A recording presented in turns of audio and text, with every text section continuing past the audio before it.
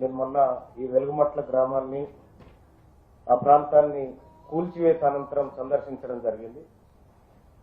ఆ తర్వాత అంబేద్కర్ భవన్ లో, ఆ తర్వాత ఇంకా వేరే చోట్ల ఉన్నటువంటి నిర్వాసితులుగా అక్కడ ఉన్నటువంటి వాళ్ళు ఎవరైతే ఉన్నారో వాళ్ళని కూడా కలవడం జరిగింది. ఈ కార్యక్రమం అయిపోయిన తర్వాత అందులో చాలా మంది బాధలు, వాళ్ళ గాథలు విన్నాను.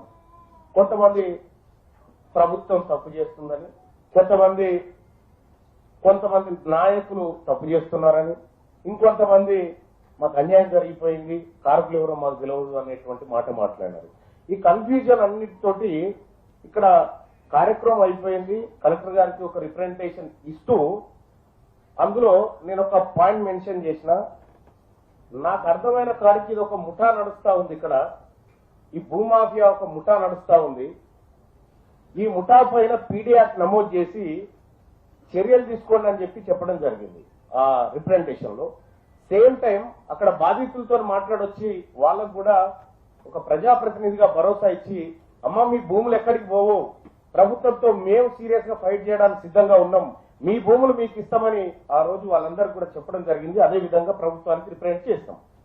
తీరా ఈ కార్యక్రమం అయిపోయింది, భోజనం చేద్దామని ఇక్కడ రామాలయం దగ్గర నేను మా జానయ్య గారు అందరం కలిసిపోయాం. పోతే కళ్ళకు నీళ్లు వచ్చినాయి.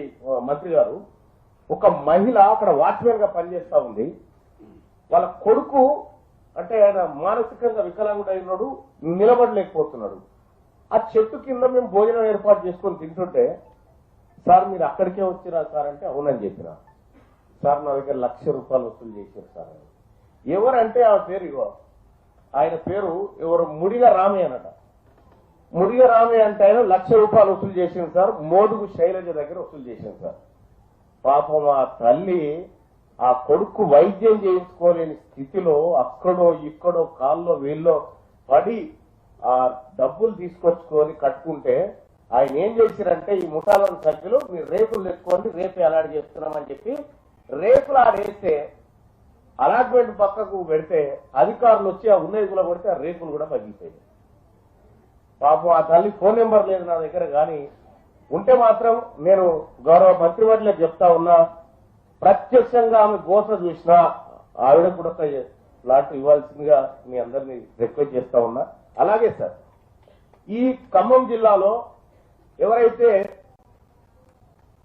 బాధితుల చెరలో చిక్కినటువంటి వాళ్ళు ఎవరైతే ఉన్నారో, బాధితులు ఎవరైతే ముఠాలు మీకు న్యాయం చేయాలి, గుర్తుపెట్టుకోండి. ముఠాలు నా కాడ చాలా ఎవిడెన్సులు ఉన్నాయి.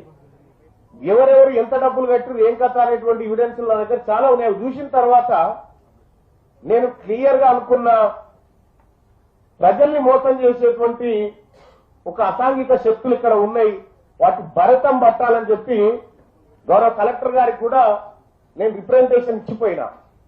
ఇవాళ ఏదేమైనప్పటికీ కూడా 311 మందికి పట్టాలు ఇస్తూ రాష్ట్ర ప్రభుత్వం మా అందరి కోరిక మేరకు నిర్ణయం తీసుకున్నందుకు రాష్ట్ర ప్రభుత్వానికి కృతజ్ఞతలు తెలియజేస్తూ, అలాగే ఒక ఇల్లు కడితే సరిపోదు, సౌకర్యాల సంగతి కూడా కొంత తేల్చాల్సినటువంటి అవసరం ఉంది.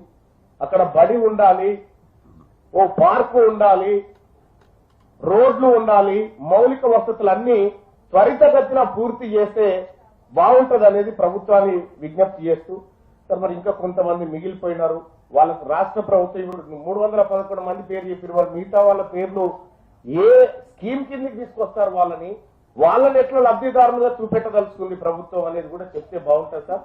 ఎందుకంటే వాళ్ళు కూడా ఈ ముఠా చేతులు అక్కడో ఇక్కడ మోసపోయినటువంటి వాళ్ళు కాబట్టి వాళ్ళకు కూడా మిగతా లబ్ధిదారులకు కూడా న్యాయం జరగాల్సినటువంటి అవసరం ఎంతైనా ఉంది. ఇక ఈ భూదాన్ భూములకు సంబంధించినటువంటి అంశంలోనే కాదు సార్, చాలా భూములు పేదవాళ్ళు అక్కడో ఇక్కడో గుడి చేసుకుంటే కొద్దిగా కఠినంగా వ్యవహరించకూడదు, ప్రభుత్వం చూసి చూడనట్టు పోండి. ఇప్పుడు అక్కడ గుడిసో ఇల్లు సిమెంటో కూలగొడితే ఆ నష్టం అయిపోయా, ప్లస్ ఇప్పుడు మళ్ళీ ఇందిరా మిల్ల కింద 5 లక్షల రూపాయలతో అక్కడ ఇల్లు పూర్తి కాదు. మంత్రి గారు దయచేసి దీన్ని స్పెషల్ కేసు కింద పరిగణించైనా సరే లబ్ధిదారులకు కొద్దిగా ఎక్కువ అమౌంట్ వస్తే మీరు ఇచ్చేటువంటి ఫ్లాట్ లో కూడా ఒక అందమైన కాలనీ 3 మంత్రులు కలిసి ఇప్పుడు శంకరుని కనుక త్రినేత్రం ఉన్నట్టుగా ఈ ఖమ్మానికి త్రినేత్రులాగా మీరు మంచి ఇల్లు కట్టించి ప్రభుత్వమే లబ్ధిదారుల చేతుల్లోకి అనా పైసా కూడా కలగకుండా మీరు ఒక హామీ ఇస్తారేమో అని వాళ్ళందరి తరఫున తమరికి రిక్వెస్ట్ చేస్తా ఉన్నాం సార్. లబ్ధిదారులారా, ఆ రోజు మీ దగ్గరకు వచ్చి మీ అందరికీ దండం పెట్టి చెప్పినాం మీ భూములు ఎక్కడికి పోవాలి. ఇవాళ ఇదే కార్యక్రమం పట్టాల పంపిణీ కార్యక్రమం దగ్గరకు వచ్చినాం. ఇంకా ఏ కష్టమైనా నాలాంటి వాళ్ళకి కానీ మంత్రులకు కానీ ఎవరికైనా ఓపెన్ గా చెప్పుకోండి, కానీ మధ్యవర్తులను సంప్రదించకండి. ఇది నేను చెప్పదలుచుకున్నటువంటి అంశం. Thank you sir.